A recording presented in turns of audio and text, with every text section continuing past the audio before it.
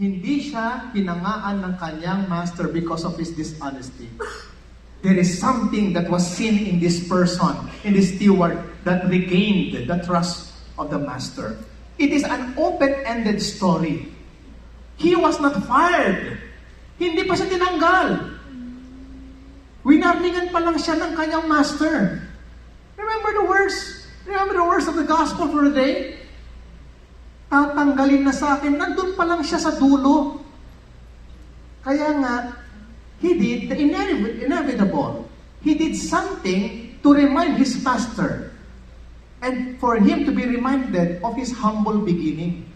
This steward may be dishonest to his fellow stewards and to those people who brought the news to their master about him squandering his property. Sinumbong siya eh. Nahuli siya. Di ba? Balikan mo ulit yung tanong mo. Ngayon, diretsoin mo sabi sa katabi mo, corrupt ka ba? Bakit biglang hindi niyo matanong yung katabi niyo? Lahat tayo katiwala. Unang-una, in the book of Genesis, after God created everything, He created His crowning glory of His creation, humanity. Tayo yun. And what did He do to remind that we are the crowning glory of His creation? He entrusted the whole creation to us.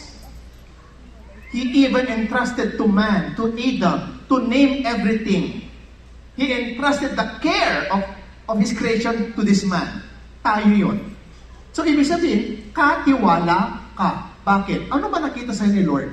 Bakit pinagkatiwalaan ka? After God created everything, He saw that creation is good. Nakita niya yung kabutihan mo. Kaya pinagkatiwalaan ng Panginoon kasi meron kang likas na kabutihan. O sabihin mo yun sa tabi mo, mabuti ka. Ngingiti yan siguro. Mabuti ka eh. Mabuti tayo. Amen? Mabuti pa tayo. So ibig sabihin, katiwala ka kung mabuti ka. Pero, tiwali ka, hindi ka pwede mapagkatiwalaan. Ganun lang yon. This steward, in the beginning, was good.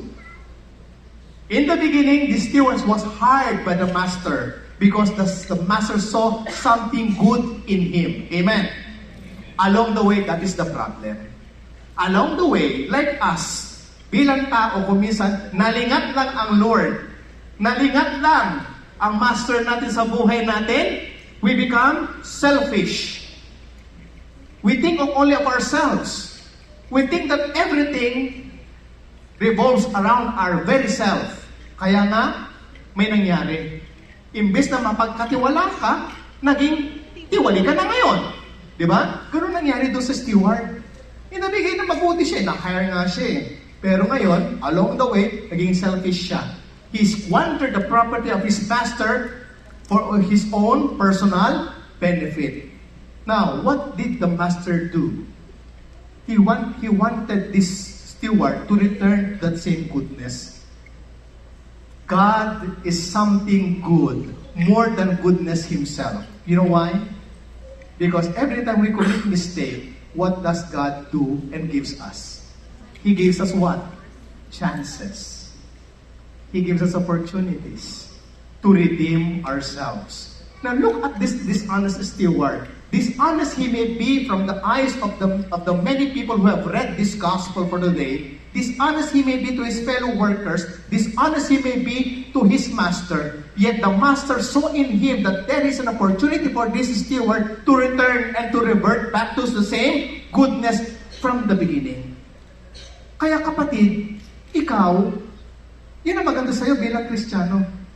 Pwede kang bumalik. Pwede kang bumalik sa pagiging mabuti. When he realizes there should be acceptance, there is no sin to be forgiven if we would recognize that we committed the same sin.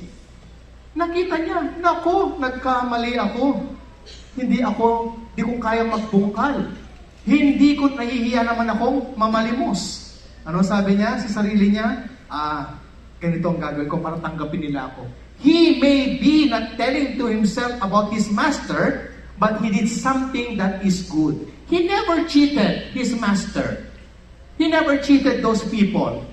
by changing the depths of his master's debtors. Instead, he did something na isang bagay na meron din tayong lahat. Tayong mga tao, marunong tayong makisama. He returned sa pagiging makatao niya. Tingnan mo kapatid, ang isang taong selfish, hindi makatao yan. Bakit? Sarili lang niya iisipin niya. Tingin niya siya lang ang tao. Tingin lang siya lang ang dapat makinabang. Pero kapag ikaw, na-realize mo na marunong ka palang makisama, makatao ka, at yan ang kulang sa ating lipunan ngayon. Christ teaches us in this parable to revert back to the humble beginning of a human person like us. Kung tao ka, marunong kang makisama. At kung marunong kang makisama, makatao ka. At kung ikaw ay makatao, mapagkakatiwalaan ka. At kung mapagkakatiwalaan ka, then therefore, you own the kingdom of God with Christ. You own the kingdom of Christ with Christ. You don't own it yourself. We own it with Christ. Amen? And this should be the mentality of this community, in this society, in this country. Tayo'y katiwala lang ng Diyos. It is an open-ended story. And look what that happened. He returned. It never said in the parable that his master rehired him. It doesn't tell the story in the parable that the master ultimately fired him.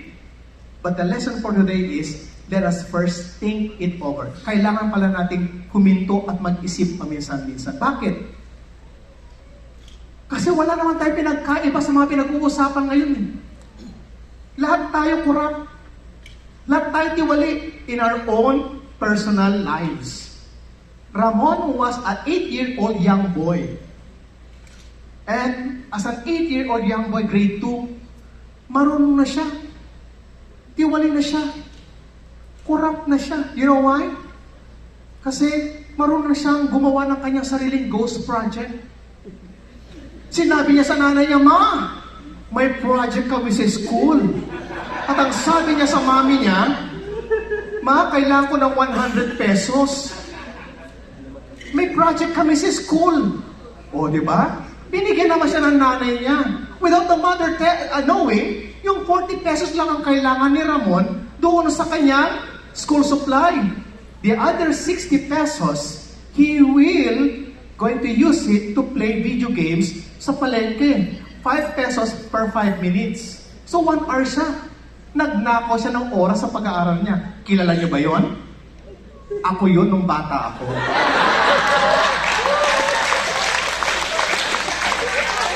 As early as young as we are, we know how to make ghost projects.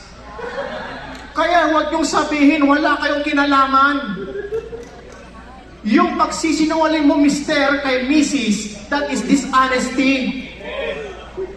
You corrupt your wife from the truthfulness that's supposed to be, alam niya.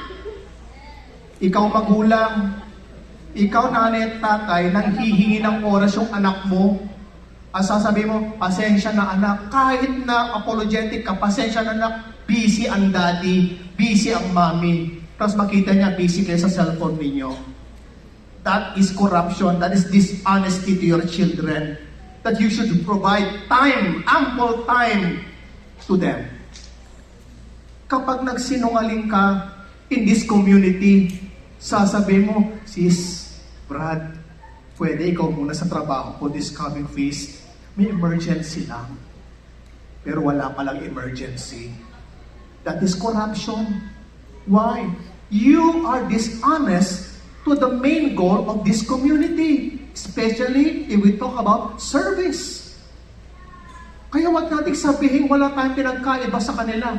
If meron tayong pagkakaiba sa isa lang, sila na booking, ikaw hindi pa.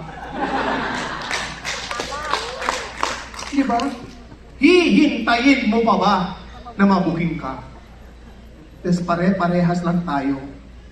Bilang tao, we have all the tendency to become dishonest. And let us now be truthful to one another, but first to ourselves. The gospel is telling us that truthfulness na napakahalaga pala na umpisa nating i-examine ang conscience natin. People now in this society are shouting about justice, are shouting about fairness, are shouting about everything that is something good. But first, we must decide. Like this person, he may be dishonest, but God saw something in him. What is that? In the beginning, we are good. And at the end of the day, we must revert back in being good. Amen? In the name of the Father, the Son, and the Holy Spirit. Amen.